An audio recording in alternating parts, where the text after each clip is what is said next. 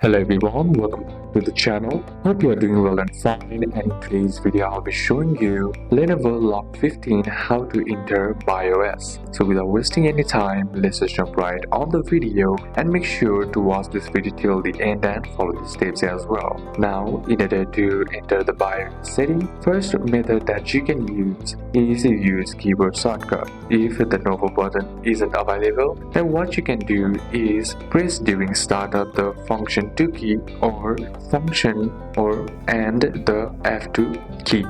So for the steps that you need to do is first shut down your laptop completely. Then once the laptop is shut down, press the power button right here, and then as you press the power button, simply keep on pressing the F2 repeatedly until the BIOS opens. Some of the lock unit also requires to press the function key right here as you press the F2 repeatedly. So try the both. And the next method is from the Windows settings. To do it, simply press Windows plus I, or you can simply open up the start menu and then type in settings on the search bar. And then once you're inside here, what you need to do is on the left hand side of the menu, select system right here. And once you select the system right here, what you need to do now is scroll down and then go to the recovery option right here and then click on it. Then once you're inside here, you'll find under the recovery options the option that says reset this PC. Then